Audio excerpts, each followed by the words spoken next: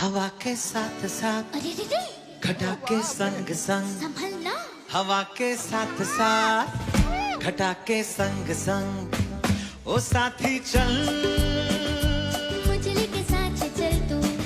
यूं ही নমস্কার সবাইকে, ম্যাক এ লিটল স্টারের নতুন আরেকটি ব্লগে আপনাদের সকলকে স্বাগত জানাই।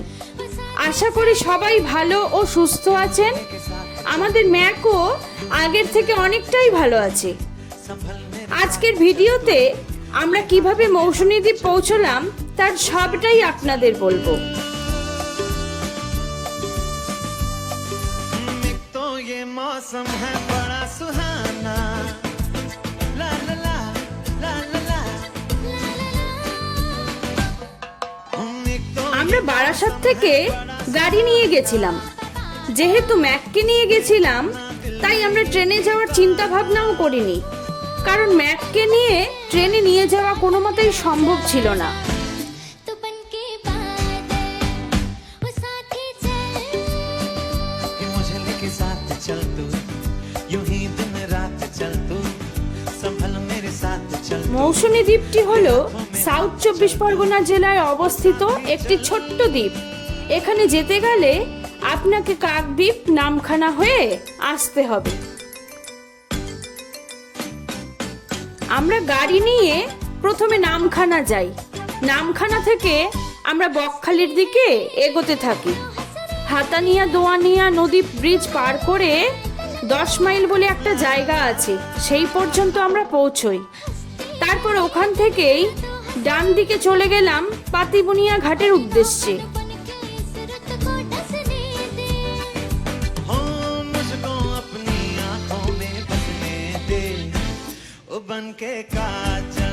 10 মাইল থেকে পাতিবুনিয়া ঘাটের দিকে যাওয়ার সময় বাঁদিকে সব মাছ ধরার ট্রলারগুলো পাশের একটা খালের মধ্যে দাঁড়িয়ে থাকে।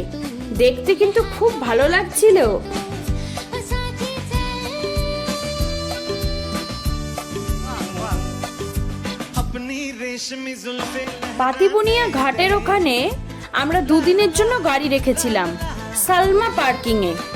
24 ঘন্টা পার্কিংয়ের চার্জ 150 টাকা করে। তবে ওনাদের ব্যবহার খুব ভালো ছিল। আমরা যে রিসর্টে থেকেছি সেই রিসর্টের দাদা সত্যবান রায় নিজে ফোন করে গাড়িটা একটু দেখে রাখার জন্য বলে দিয়েছিলেন। के फेंके। ओ साथी चल, ला ला ला ला ला ला ला। ला ला ला ला ला ला। ম্যাক এখানে এসে এই প্রথম একটা বন্ধু খুঁজে পেয়েছে।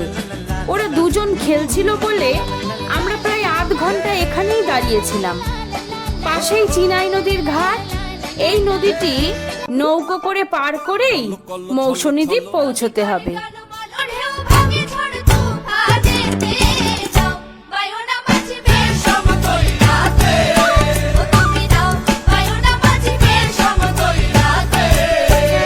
কলো কলো ছলো ছলো নদী করে টলমল ঢেউ। আমরা যে সময় ঘাটে পৌঁছেছিলাম সেই সময় ঘাটে 2-3 জন লোক ছিল। আর নৌকো না ভরলে তো ছাড়বে না। নৌকোটা রিজার্ভ করলে 200 টাকা দিতে হবে। একটু দর কষাকষি করে 150 টাকায় ফাইনাল হওয়াতে আমরা নৌকোতে উঠে পড়ি। আর তৎক্ষণাৎ নৌকো ছেড়ে দেয়। ওরে গগনে গগনে হুঙ্কারিয়া ছোটে মেঘ শন শন বায়ু বহে চৌদিকে। ওরে গগনে গগনে হুঙ্কারিয়া ছোটে মেঘ শন শন বায়ু বহে চৌদিকে। যারা ভাবছেন ট্রেনে আসবেন তারা শিয়ালদা থেকে নামখানা পর্যন্ত আসতে পারেন। তবে শিয়ালদা থেকে নামখানা ডাইরেক্ট ট্রেন মাত্র দুটো, একটা দুপুর 1:20-তে আর একটা রাত 9:30-এ। তবে আপনারা যদি লক্ষ্মীকান্তপুর হয়ে আসেন তাহলে শিয়ালদা থেকে প্রতি ঘন্টায় একটা করে লক্ষ্মীকান্তপুরের ট্রেন আছে। আবার লক্ষ্মীকান্তপুর থেকেও প্রতি ঘন্টায় লিংক ট্রেন আছে নামখানা যাওয়ার জন্য।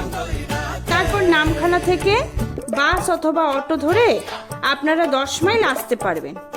আবার 10 মাইল থেকে টোটো ধরে পাতিবুনিয়া ঘাট পৌঁছতে হবে।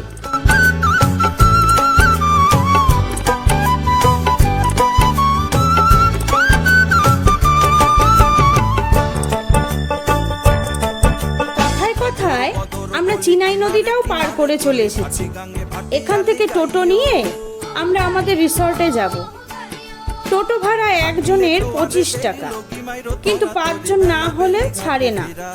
তাই অগত্যা 125 টাকা দিয়ে পুরো টোটোটাই বুক করে চললাম রিসর্টের দিকে।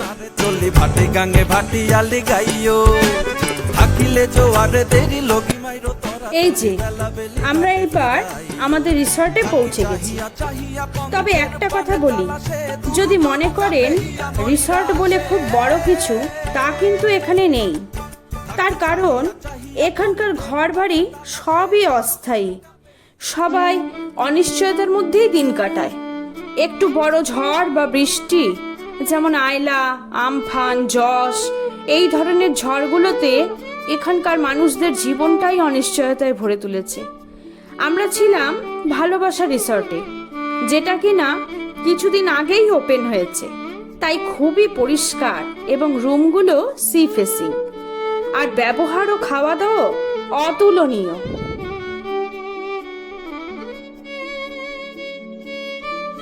জানেন তো, এই রিসর্টের পেছনেই একটা লাইট হাউস আছে। এই ঘোড়া নিয়ে আপনাদের যদি কোনো প্রশ্ন থাকে তাহলে অবশ্যই আমাদেরকে কমেন্ট করে জানাবেন।